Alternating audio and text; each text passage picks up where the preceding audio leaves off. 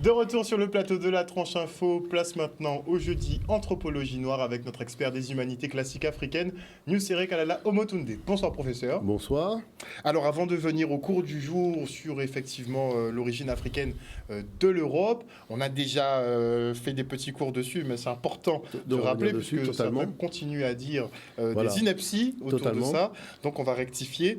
Il y a beaucoup d'actualités au niveau international, surtout autour de l'Afrique en ce moment.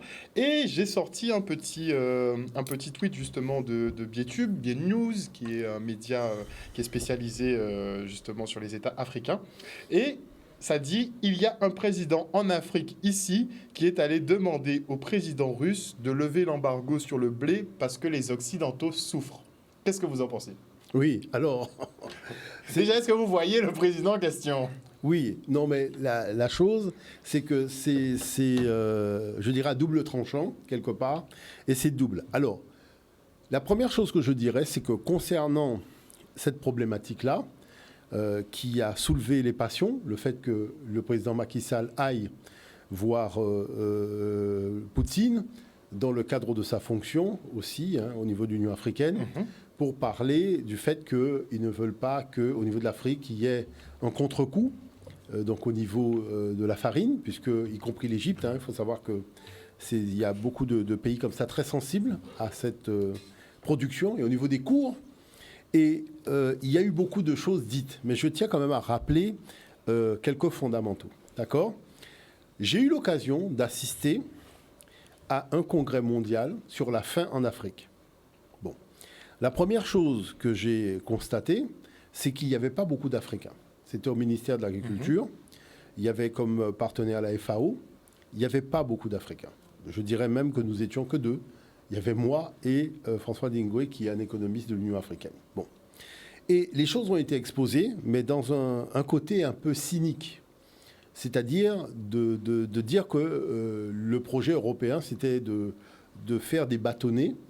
Et ces bâtonnets, on pouvait les mettre dans un verre d'eau, donc ça gonflait. Et comme il y avait des nutriments dedans, il suffisait de mettre le bâtonnet à la bouche. Et à partir de ce moment-là, les nutriments allaient pouvoir tout simplement pallier à la problématique de la faim. Bon, j'ai trouvé ça un petit peu stupide. Et c'est vrai que quand on a eu l'occasion de prendre la parole, j'ai pris la parole pour expliquer que ça, il faut être un moment un peu sérieux. Bon. Et donc, parce que l'Afrique a plein de terres à cultiver. Et il faut savoir que dans l'histoire africaine, lorsque vous prenez le temps d'examiner la situation de l'intérieur des terres africaines avant l'arrivée des Européens, il y a de la culture partout. D'ailleurs, si on a été chercher les Noirs pour faire l'esclavage et cultiver de la canne, c'est parce qu'ils cultivaient déjà. Bon. Donc, à partir de ce moment-là, il y a un vieux monsieur, et c'est ça qui est très particulier, et que je tiens quand même à souligner, c'est qu'il y a un monsieur d'un certain âge, un Français, qui m'a demandé tout simplement un temps de discussion en privé. Donc nous sommes sortis, on a discuté en privé. Et voilà exactement ce que ce monsieur m'a dit. Ce monsieur m'a dit qu'il y a très longtemps, à l'époque des indépendances, il avait en charge donc de la stratégie au niveau de l'agriculture des territoires africains, de manière à pallier, puisqu'il avait les indices démographiques, il avait un certain nombre d'éléments, de manière à pallier au fait que l'Afrique se retrouve à un moment en pénurie. Donc quand il a fait son plan, il a été voir le gouvernement français, en expliquant que voilà, dans le précaré français, voilà la situation. Donc c'est les indépendances, mais il faut prévoir. Là-dessus, on lui a fait comprendre que c'était les Américains qui avaient la main mise sur cette affaire. Donc, il a été aux États-Unis. Donc, ce monsieur me dit, écoutez, moi, je voulais faire mon boulot, j'ai été aux États-Unis. Arrivé aux États-Unis, quand je m'entretiens avec les états-majors, on me fait comprendre qu'il est hors de question qu'il y ait une production en Afrique. Au niveau de l'agriculture, il y aura du haut de gamme. Par exemple, il faut savoir que le Sénégal, il y a du riz, quand même haut de gamme, qui a acheminé vers les États-Unis, des fois aussi vers le Qatar et autres. Mais sur le fond, il n'y aura pas de développement d'agriculture et que l'Afrique aura l'excédent des Américains et des Européens. Bon. Donc, du coup, à partir de ce moment-là, on lui a fait comprendre que sa mission s'arrêtait là, mais qu'au niveau de son salaire, il avait la possibilité de vivre tranquillement en ayant une rémunération pour une activité qui est furtive, en fait, quant au fond. Et c'est pour ça qu'il m'a dit qu'il est venu ce jour-là. parce qu'il est venu entendre les gens dire ce qu'il avait déjà prédit à l'époque et que personne n'a voulu écouter. En 2008, quand il y a eu la spéculation sur le blé, il y a eu les émeutes de la faim en Égypte, en Algérie, en Haïti et dans d'autres pays, je suis allé à la télévision. Rappelez qu'il faut se fixer quand même des garde-fous. C'est-à-dire on ne peut pas spéculer en bourse sur des denrées qui sont des aliments premiers pour bon nombre de pays. Et donc, à partir de ce moment-là, on s'est retrouvé encore dans la situation où on a réglementé sur le plan mondial la production de riz, de blé, d'un certain nombre de choses. Donc, si vous rentrez dans le jeu, il faut tout simplement des accords mondiaux pour vous permettre de produire. Et donc, lorsque la situation elle est révélée aujourd'hui, en montrant que un grand pays comme le Sénégal, n'a pas les mains libres à ce niveau-là, c'est que ça remonte à une histoire. Il ne faut pas oublier les pactes coloniaux et compagnie, donc qui ont plongé l'Afrique dans un jeu international qui est lié aux problématiques de l'excédent de la production, parce que n'oubliez pas qu'en Amérique comme en Europe, l'agriculture est subventionnée. Donc le fait d'être subventionné, c'est qu'il faut bien faire quelque chose avec l'excédent. Et l'excédent est mis en place, et c'est pour ça le jeu de la FAO, mis en place au niveau de la FAO, qui s'organise pour déverser l'excédent dans les pays africains. Et à partir de là, le truc fonctionne comme ça. Sauf que l'Europe a voulu jouer un petit jeu pervers. Ils se sont dit, bon, comme on n'est pas compétitif sur les coûts de production, donc ce qu'on va faire, on va garder l'ascendant sur le marché de la transformation et sur le marché technologique et sur les cours boursiers. Donc à partir de là, ils ont délégué aux pays de l'Europe de l'Est et de l'Asie, notamment pour le riz, la production d'un certain nombre de denrées. Et aujourd'hui que tout explose en plein jour, les gens se disent, mais c'est quoi cette usine à gaz ? Mais moi, je dirais qu'on ne peut pas mettre l'Afrique responsable à 100% de la situation. Mais la chose, c'est que, comme nous sommes, encore une fois, à l'ère du Verseau, les déséquilibres de l'ère des poissons apparaissent au grand jour. Mais ces déséquilibres, c'est pas pour dire, ouais, vous voyez, non, c'est tout simplement pour les régler. Parce que si on passe du temps, chaque fois, à avoir des états d'âme sur des choses qui étaient dans l'ombre et qui viennent à la lumière, non, moi je pense qu'il faut quand même plutôt passer dans la phase active. C'est pour ça que nous-mêmes, je ne vous cache pas qu'à Niger, on a développé des partenariats avec des agriculteurs en Afrique. On plante, on cultive, on récolte. Je dirais là-dessus, moi, les états d'âme des uns des autres, ça ne m'intéresse pas. Parce que tout simplement, la chose, c'est qu'il y a des fois des moyens que les gens demandent, des outillages, le fait de prendre de l'eau dans un fleuve, il faut une motopompe suffisamment puissante, un tuyau de 4 km, ça nous est arrivé de financer des projets comme ça, de manière à faire en sorte que les gens n'aient plus chercher l'eau dans le fleuve, mais que l'eau vienne directement dans le champ. Donc ce sont des choses pratiques qu'il faut faire. C'est vrai que aussi, je ne cache pas que nous avions à l'époque d'Africamat aussi un partenariat avec une usine en Côte d'Ivoire qui faisait de la tchéké et de la farine de manioc. La chose, c'est que dans le conflit entre Ouattara et Mpabo, l'usine a été détruite, mais je dirais qu'on a toujours ce rêve de reconstruire cette usine de manière à faire les choses. Donc, c'est-à-dire que le but du jeu, c'est pas simplement de dire, ouais, vous voyez, c'est finalement de dire, bon, on va mettre la main dans le cambouis, on va régler cette affaire-là. Hein. La chose, c'est que c'est tellement gros que je pense qu'il va y avoir beaucoup de changements, pas simplement au Sénégal, mais dans toute la sous-région. Il va y avoir des discussions sur le fait qu'on ne peut plus jouer le jeu des Américains qui interdisent à l'Afrique d'avoir sa propre production au niveau de l'agriculture. Voilà, c'est surtout ça. La chose, il faut le dire, parce que c'est une décision qui a été imposée à l'Afrique à l'époque des indépendances. Donc ça, c'est important de le... Et ce temps-là est révolu. Voilà, dans totalement. tous les cas. Maintenant, le fait de dire cela qu'il a été... Vous savez que la photo, elle a fait très mal.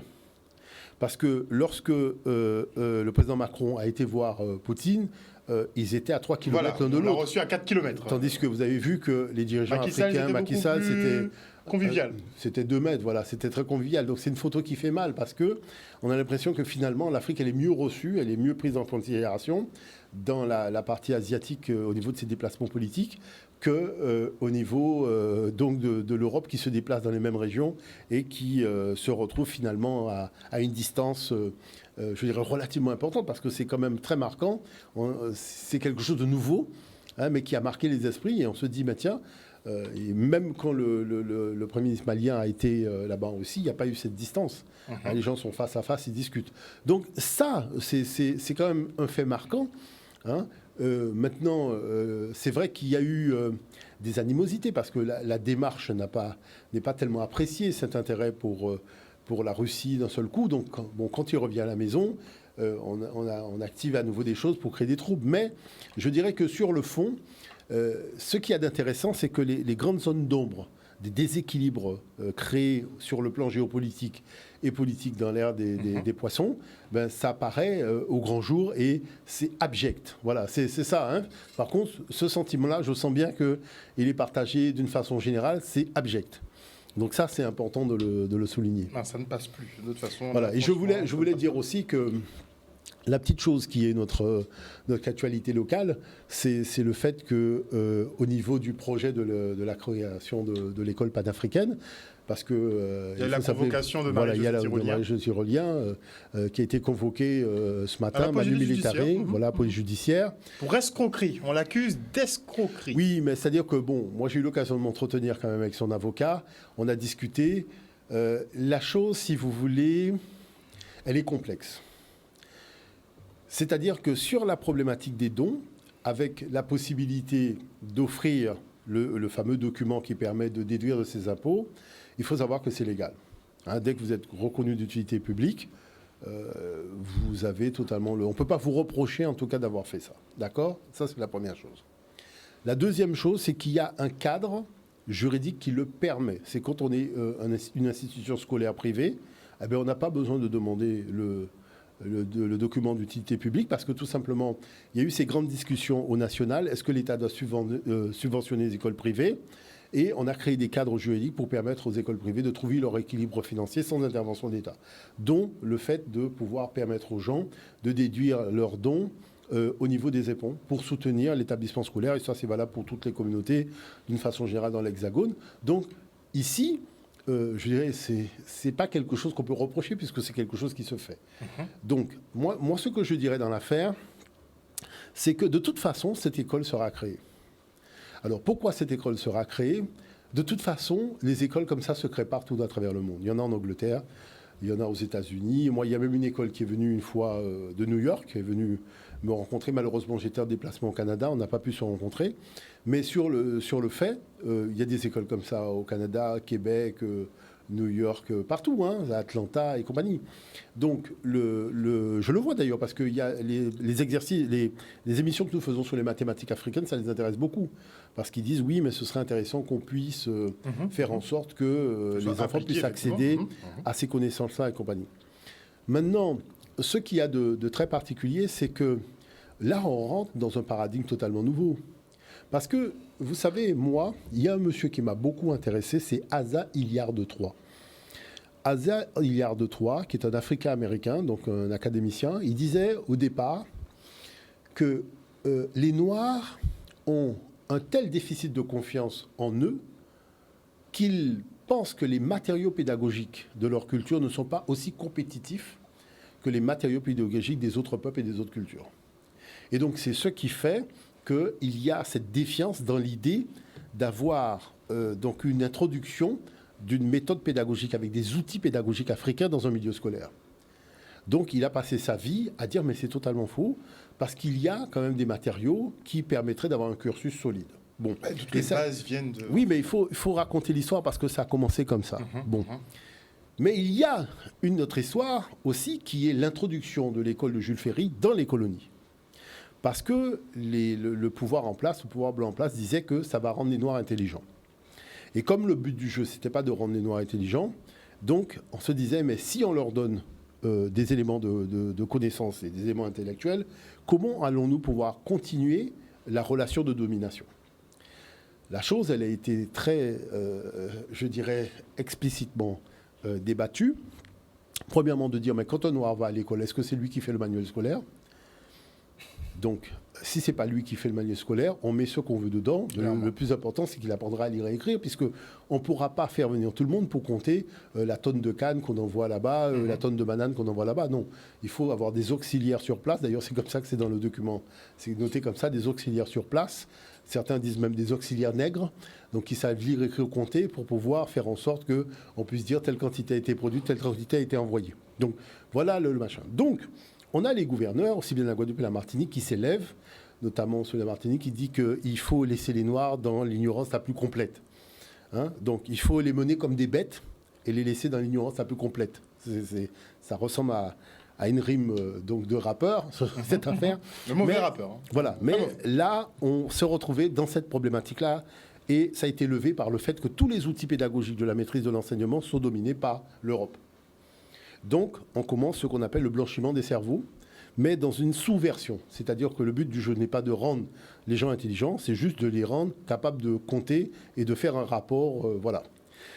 L'autre chose qui s'est passée, sur laquelle nous avons eu des discussions à Paris, c'est la problématique que lorsqu'on a commencé à former des élites, les élites n'étaient pas là pour contester le modèle social en place, mais pour le renforcer. Alors, ce qu'on appelle former des colonialocrates. C'est-à-dire la colonialocratie. Donc j'ai eu l'occasion... C'est un peu eux qui nous dirigent depuis... non, c'est-à-dire qu'en tout cas, moi j'ai eu l'occasion d'expliciter dans des interventions très clairement la notion de colonialocratie, c'est-à-dire que le but du jeu, c'est pas de former un individu ayant une vision autonome, c'est de former quelqu'un qui va tout simplement se mouler et se percevoir comme étant la photocopie de l'autre, même si dans le miroir, il se voit en tant que descendant d'Africains. Bon. Et donc là maintenant, parce qu'il faut quand même saluer la chose, que de choses, que de périodes d'histoire passée, on arrive à l'étape où tout le monde se rend compte, mais on a des matériaux, mais nos matériaux sont super compétitifs. On a même des matériaux qui n'existent pas ailleurs.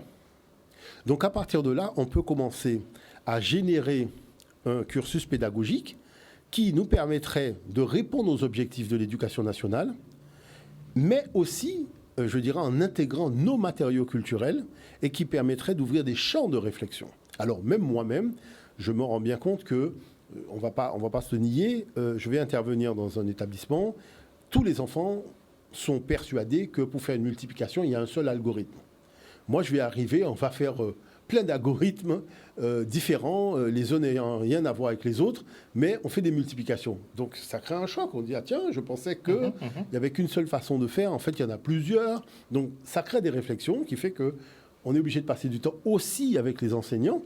Mais la chose a été présentée à l'académie. C'est-à-dire que l'académie, au niveau du rectorat de la Guadeloupe, nous avons passé, je répète, vraiment 1 semaine et demie pour que les choses soient claires, qu'on présente les matériaux et la démarche pédagogique, même l'exposition que nous avons sur cette thématique a été mise à l'entrée du rectorat et tout le monde a vu, voilà, la démarche. On a même fait un terrain pédagogique d'Awélé où certains inspecteurs ont pu jouer, venir apprendre à faire l'Awélé puisque c'est un jeu mathématique. Donc ce sont des choses qu'on a faites.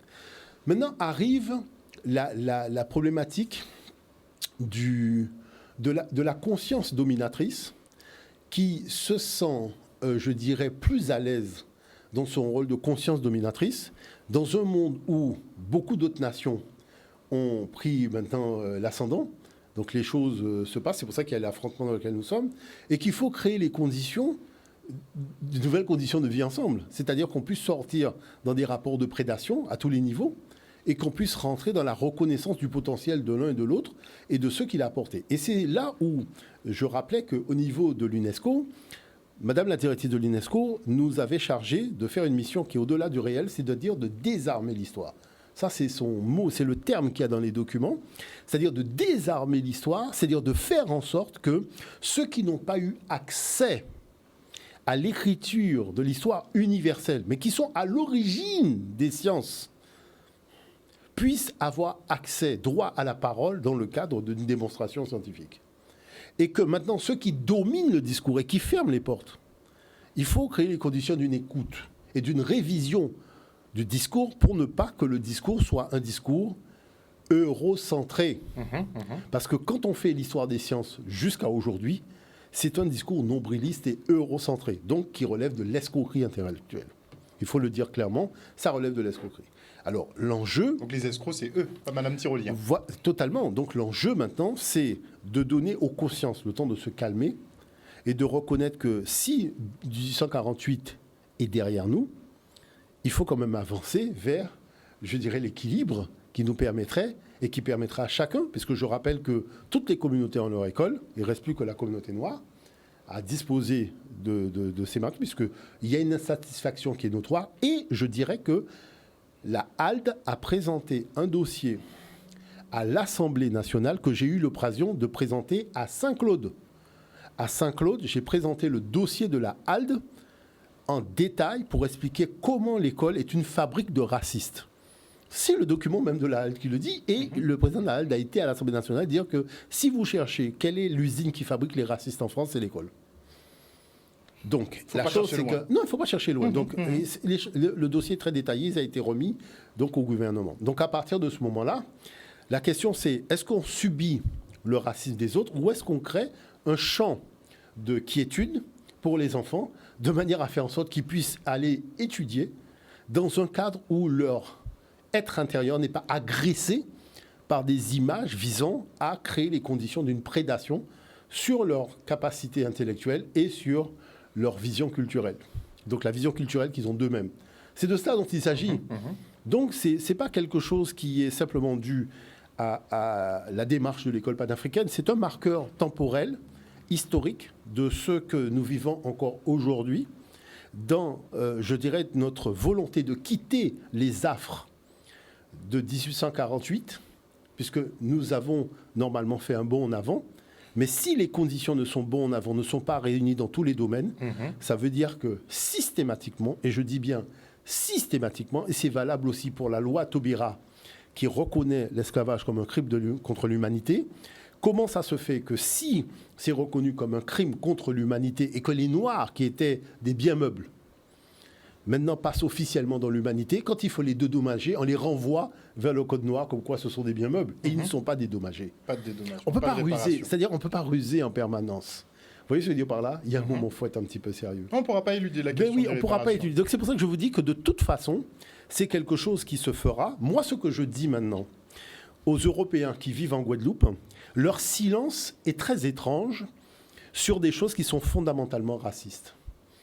Parce que si c'est un pays des droits de l'homme, s'il y a des histoires de liberté, égalité, machin, sur des choses qui sont des injustices liées à la couleur de peau, qui ont trop duré sur le territoire de la Guadeloupe. Les Blancs devraient plus s'ériger. C'est-à-dire qu'ils devraient dire qu'il est temps d'arrêter, comme on fait. Alors, je vais vous dire une chose. Je suis allé faire des études en 1985. J'ai acheté un magazine Vocable qui produit des articles anglais. Et j'ai vu un monsieur, enfin, en tout cas, j'ai vu un noir qui s'est fait lyncher. Je me dis quoi? En 1985, on continue à lyncher des noirs aux États-Unis? Donc, moi, je viens d'arriver, je découvre l'affaire, je dis, mais c'est quoi cette affaire? Et il y a la photo, tout ça, tout là.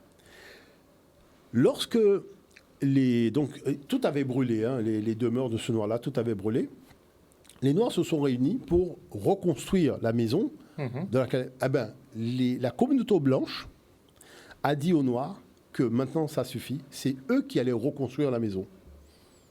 Et donc, ils se sont organisés, ils ont reconstruit la maison, ils ont même reconstruit la church qu'ils avaient, simplement pour marquer que maintenant ça suffit.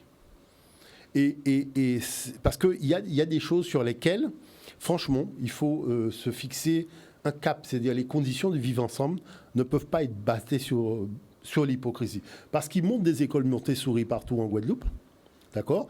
Mais ils ne peuvent pas venir dire que oui, mais si vous montez... Attendez, il y a des écoles juives, il y a toutes sortes d'écoles, hein? Non? Il n'y a que l'école panafricaine. Il n'y a que l'école panafricaine qui... C'est quoi cette affaire? Dans tous les cas. Non, de toute façon, leur mentalité sera obligée d'évoluer. Il faut savoir que sur le programme pédagogique, donc là je dirais une dernière chose, sur la démarche du programme pédagogique, il faut bien comprendre une chose, d'accord? Moi, j'ai reçu des félicitations de l'Éducation nationale. Parce que quand j'ai fait l'intervention, tout le monde se disait « Ah si, Omotunde vient, il va faire la promotion, voire une surpromotion du monde noir. » Non. Moi, j'ai présenté sur les mathématiques africaines les mathématiciens indiens, parce que dans la salle, il y avait des enfants originaires d'Inde. J'ai présenté les mathématiciens asiatiques. J'ai présenté les mathématiciens européens. j'ai présenté les mathématiciens chinois et j'ai présenté les mathématiciens africains. D'accord ? Donc, les plus grands mathématiciens, les théorèmes, les trucs qu'ils avaient faits. Eh bien, beaucoup m'ont dit c'est la première fois qu'ils ont assisté à une telle présentation dans un cadre scolaire. Et que j'ai fait ce que l'éducation nationale s'était engagée de faire et que je ne fais pas. Donc, vous voyez que nous, on n'est pas dans une démarche exclusiviste.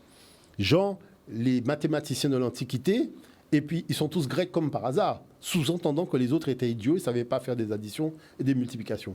Donc, c'est de cela dont il s'agit. Je pense qu'il faut quand même relever que nous sommes à un tournant de l'histoire, que de toute façon, cette école va exister, mais il faut quand même ramener tout le monde à la raison et qu'on arrête avec des pensées coloniales ou d'un autre temps, et qu'on comprenne que le temps est venu de tourner la page et de passer à autre chose. On est sur la fin et ça se sent avec la réforme de l'Église qui a été actée par les prêtres.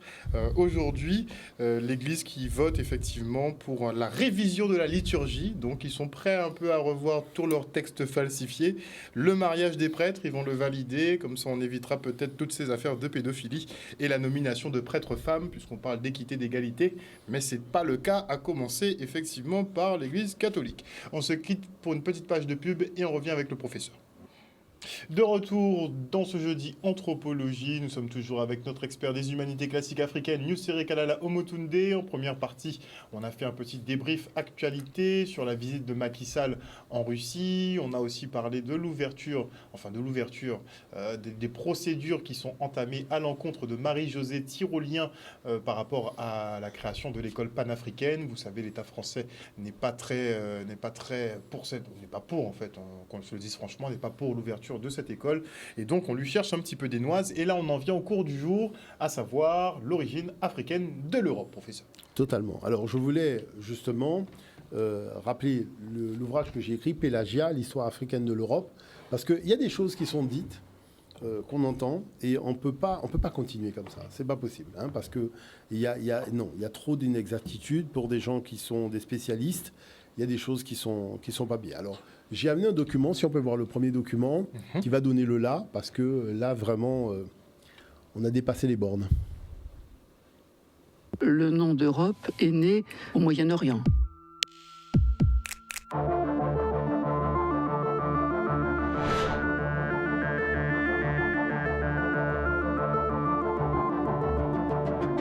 L'étymologie est obscure. Le nom d'Europe appartient probablement à une racine sémitique et désigne une région qui se trouve vers le couchant. Donc on voit bien que le nom d'Europe est né au Moyen-Orient. Le continent s'appelait Europe avant l'invention de la figure d'Europe. Les mythes sont étiologiques, c'est-à-dire explicatifs. Ils expliquent une réalité.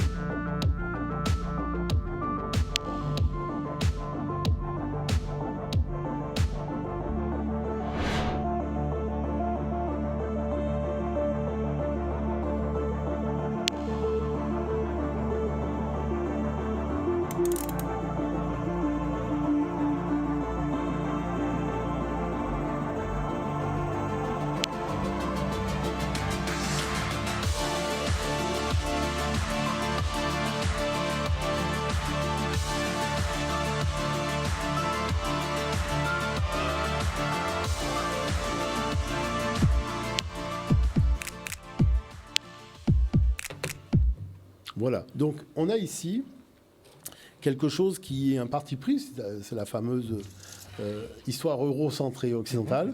Cette mythologie, voilà, fondée sur rien. Qui présente à la fois des iconographies, des peintures, et un récit qui n'est absolument pas la réalité. Et donc, c'est pour ça que je dis, il faut repartir sur la base. Si on peut voir le premier document, parce que quand on a cherché à découvrir l'ancêtre des Européens, donc c'est au niveau de la Roumanie, on a trouvé un crâne qui remontait à 40 000 ans. À partir de ce crâne, on a fait la reproduction, donc ce sont des spécialistes qui ont fait la reproduction pour voir un peu la morphologie faciale et l'aspect qu'aurait cet individu s'il serait devant nous. Voyant le document, vous allez commencer à comprendre quelque chose.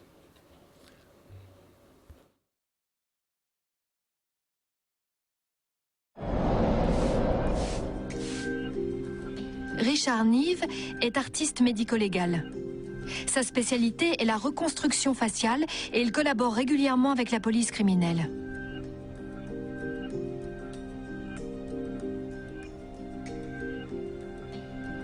Je ne fais rien par hasard.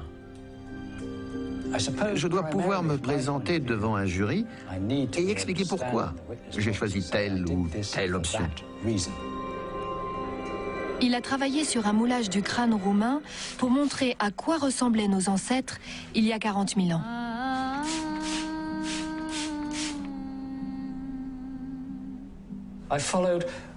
J'ai fait la reconstruction dans les règles de l'art. Et voilà le résultat. Je ne sais jamais à l'avance ce que ça va donner. Je n'ai pas d'idée préconçue du visage final. C'est une surprise pour moi. Il faut écouter ce que disent les os. Je suis persuadé que si un parent ou un proche de cette personne voyait ma reconstruction, il dirait « Oui, ça lui ressemble ». On imagine bien ce visage en train de rire, de sourire ou de se mettre en colère il y a 40 000 ans.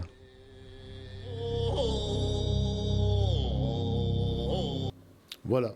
Donc ça, c'est déjà la première approche pour le crâne donc de 40 000. Bon. Il faut savoir que l'Institut Max Planck en Allemagne a pris un crâne de 8 000 ans.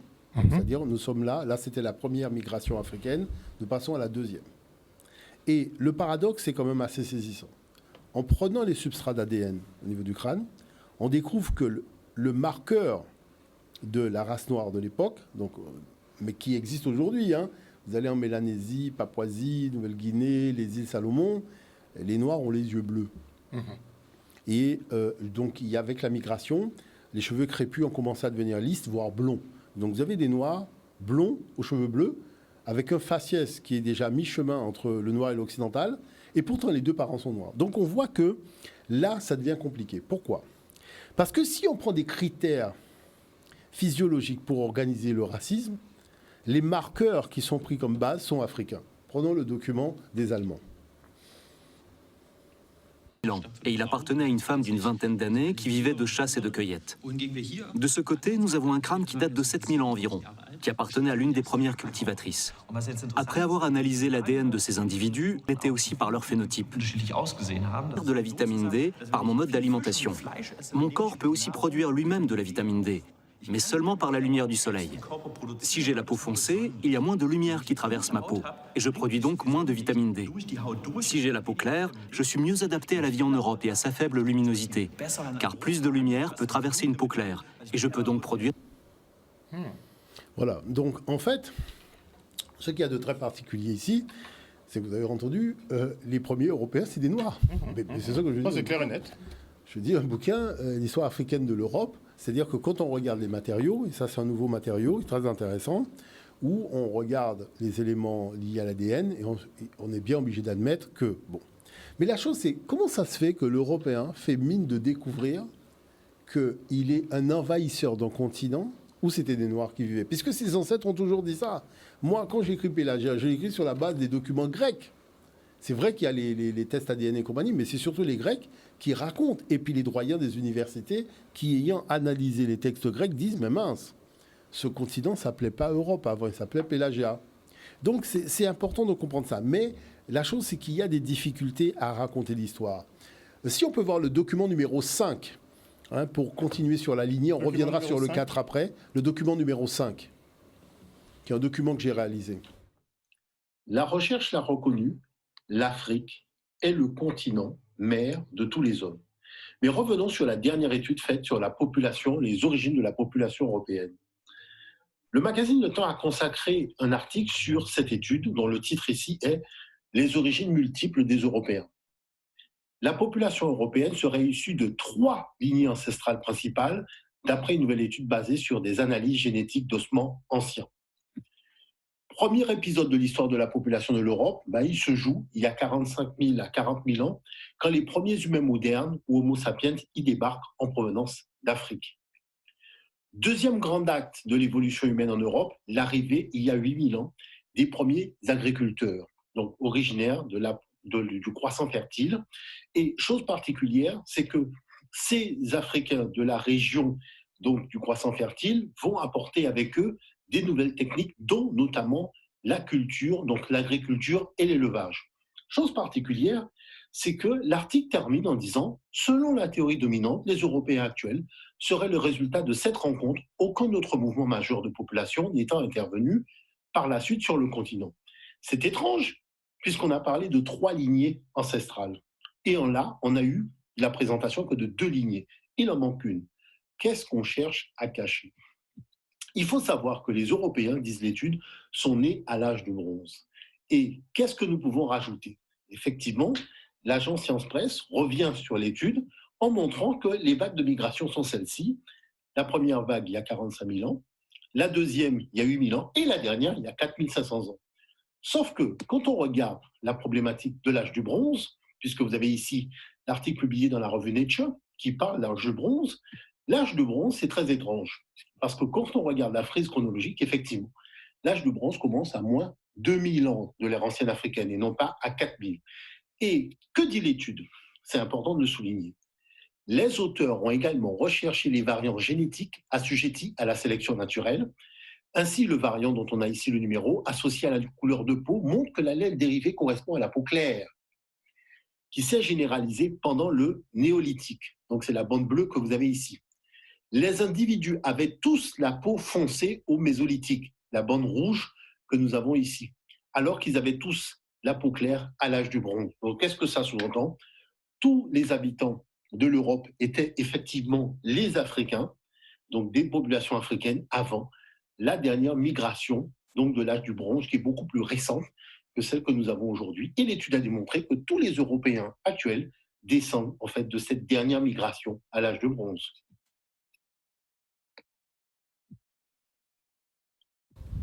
CQFD.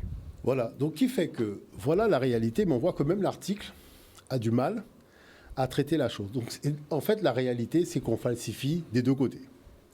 C'est-à-dire qu'on va falsifier du côté du monde africain, mais on va falsifier aussi du côté du monde européen. Donc le problème, c'est qu'après, c'est difficile d'arriver de dire que voilà, la version africaine est fausse, la version européenne est fausse. Parce que sur la base de la documentation, il faut une corrélation scientifique. Et la corrélation scientifique, on ne l'obtient pas parce que les gens s'écartent beaucoup trop de la science. Comme le temps passe vite, est-ce qu'on peut mettre le document numéro 6? C'est une conférence au Collège de France, réalisée par un historien chevronné. Regardez comment il parle d'Europe, cette fameuse femme africaine qui a donné son nom au continent européen. Écoutons ce que ce monsieur dit et après on va faire la zone d'explication. Document numéro 6. Qu'est-ce qu'est l'Europe? Grande question.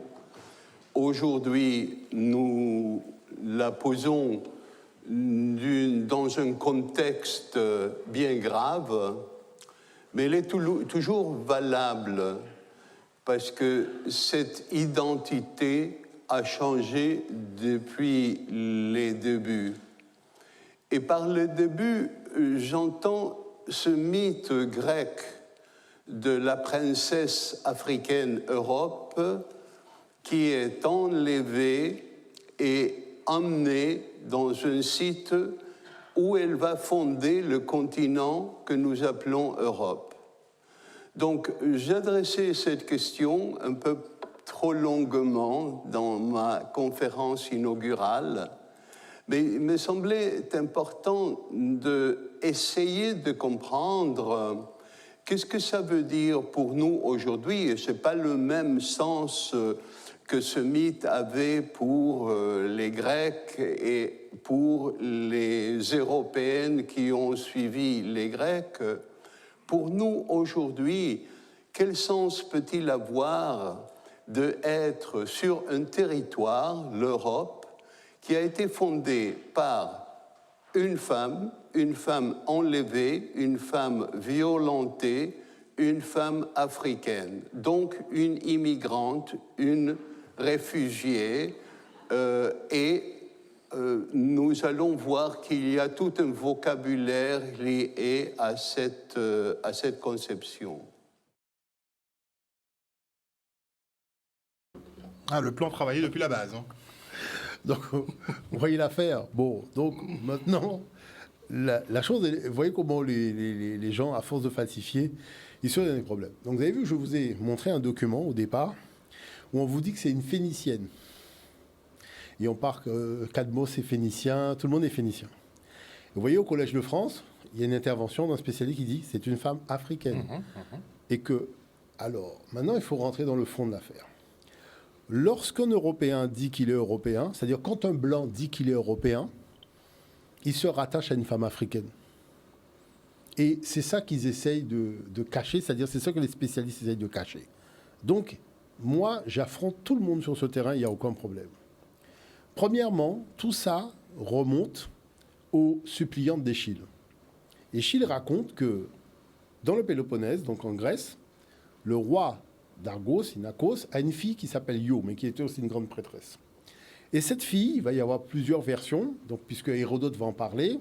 Il y a une version très mythologique. Elle est enlevée par Zeus, qui tombe amoureux d'elle, et la femme Héra lui envoie un taon. Et finalement, elle est complètement exaspérée, elle quitte l'Europe et se retrouve en Égypte. Bon. Il y a la version des Perses qui disent que ce sont les Phéniciens qui ont enlevé Io lors de leur venue commerciale. Et il y a les Phéniciens qui disent non, effectivement, nous sommes venus pour faire du commerce. Elle est rentrée dans le bateau, mais elle a voulu rester avec les Phéniciens puisqu'elle est tombée amoureuse du capitaine et c'est comme ça qu'elle s'est retrouvée en Égypte. Toujours est-il que moi, je suis parti sur la base que comme ces gens-là sont tous des Blancs, arrivé en Égypte, donc Epaphros est blanc, mais il va épouser une femme noire, donc leur descendance sera métisse. Non, mon cher ami. Échille, il dit, et le fils que tu mettras au monde Io sera le noir Epaphos. Donc là, ça veut dire que Échille et tous les Grecs sont conscients que c'est une histoire de noirs. D'accord ? Puisque les Phéniciens, ce sont les Cananéens, hein, c'est une façon d'appeler les Cananéens. Donc, résultat, c'est quoi ? C'est que Argos fait partie des Pélages. Et les Pélages, ça vient de Pélagos, qui est, je dirais, l'éponyme des Pélages. Et on vous dit que Pélagos produisit la terre noire. C'est-à-dire que, comme lui, et les Grecs considéraient que l'intelligence humaine est née des Noirs qui vivaient en Europe. D'accord ? Ce qu'ils appelaient la naissance de la race humaine. La naissance de la race humaine, moi je peux vous montrer les documents. Hein. Vous voyez, la naissance voilà, la terre noire enfanta Pélagos afin qu'il y eût une race humaine. Donc vous voyez qu'eux-mêmes sont considérés même pas encore comme civilisés. Et c'est au contact de ces noirs-là qu'ils vont accéder à la civilisation. Maintenant, donc ce noir Epaphos, qui descend de la tradition des peuples noirs, donc qui sont les premiers habitants de l'Europe. Vous avez vu le crâne, on va discuter de midi à 14h. Bon, l'affaire est réglée. Donc il est noir, il épouse une femme, ils vont avoir des enfants, et ces enfants vont rester en Égypte, puisque c'est une histoire qui se déroule sur la terre africaine, et il va y avoir Agénor, qui est son petit-fils, qui a épousé une femme du Nil, d'accord, qui va avoir Europe, avec Cadmos, entre autres. Alors pourquoi ces deux personnages-là sont importants ? Ils sont importants parce que Agénor n'est pas phénicien. Agénor est né en Égypte. C'est ce que disent les archives grecques. Sauf que comme la région était sous protectorat de l'Égypte, donc il y a ce qu'on appelle un préfet, c'est-à-dire qu'on envoie quelqu'un qui va administrer le territoire. Donc Agénor administrait la Phénicie pour le compte de l'Égypte. D'accord ? Bon. Mais prenons Cadmos, qui est le frère d'Europe. Cadmos qui a apporté l'écriture et qui a fondé une cité très importante en Europe. Regardez la discussion. Je suis à la Sorbonne et je demande aux gens de m'expliquer comment si Cadmos est phénicien, il y a 3 villes, Tyr, Sidon et Byblos, en Phénicie, qui sont les 3 cités principales. Cadmos, originaire de Phénicie, monte en Europe fonder une cité qu'il appelle Thèbes. Mais Thèbes, c'est la capitale de l'Égypte pharaonique. Or, Cadmos est né à Thèbes. Donc, comme il est né à Thèbes, il crée la réplique de la cité de sa naissance, là où il fonde sa nouvelle cité. Donc, autrement, il faut expliquer pourquoi Phénicie est une ville africaine. Donc, vous voyez que de toute façon, les gens qui font de l'escroquerie intellectuelle, ils sont morts dans cette affaire-là. Bon, 2. Il n'y a jamais eu de transmission des Phéniciens, donc de Cadmos, de l'écriture aux Grecs. Parce que les Grecs même disent que c'est aux Noirs qui vivaient là que les gens avaient l'habitude de transmettre des connaissances. Et les Noirs qui vivaient en Grèce transmettaient les connaissances, notamment au niveau de l'écrit, aux Noirs qui vivaient en Italie. Et c'est pour ça que je dis, il ne faut pas oublier que les Noirs qui vivaient en Italie, c'est eux qui sont à l'origine de ce qu'on appelle le latin. Et que lorsque les Européens sont arrivés, alors on peut régler l'affaire très rapidement. Vous savez qu'on dit alpha, bêta, gamma au niveau de la Grèce, et au niveau de l'Italie, on dit ABC. Alors, vous voyez qu'il y a cette différence au niveau du G. Parce que les Noirs qui vivaient en Italie ont remplacé le G par le C. Et qu'est-ce que les Européens, donc qui arrivaient à l'époque, les envahisseurs, eh bien, ils ont adopté le C. Mais ceux qui sont restés en Grèce ont adopté le G. Donc, vous voyez l'aspect, ils sont tributaires de la culture africaine à tous les niveaux. Donc, du coup, maintenant, ce qu'il faut dire, c'est qu'Europe n'a jamais été en Europe. Parce que les historiens grecs disent que Europe a été enlevée par les Crétois. Et ce sont les Crétois qui l'ont enlevée et qui l'ont emmenée en Crète. Et donc c'est pour ça que l'erreur commise par son frère qui est parti à sa recherche, donc ses frères, c'était d'aller la chercher en Europe en pensant qu'elle était en Europe alors qu'elle était en Crète. Et c'est parce qu'il ne l'a pas trouvée qu'il a fondé la cité de Thèbes. Mais il n'en demeure pas moins que l'histoire a été tellement marquante, ça a été un marqueur tellement fort pour le début de l'invasion des Caucasiens en Europe, que ne sachant pas quel nom donner à ce territoire, eh ben, tout simplement, ils ont repris le nom que les autochtones ont dit, c'est-à-dire les Pélages, et ils ont repris un nom nouveau qui est Europe, qui émane d'une histoire qui concernait les Pélages et les Égyptiens déplacés en Phénicie. Donc, c'est-à-dire que soit on est un petit peu sérieux et on raconte une histoire sur la base de la documentation, de la science, de l'ADN et de tout ça, soit on fait de la facétie, et ça veut dire qu'on ment à la jeunesse européenne, mais aussi on ment à la jeunesse africaine. Donc, je pense qu'il faut, sur cette base-là, que tout le monde se rassure et tout le monde se calme. Un Européen, quand il dit « je suis européen », c'est ça, d'avoir fait le racisme et d'avoir joué à la race supérieure.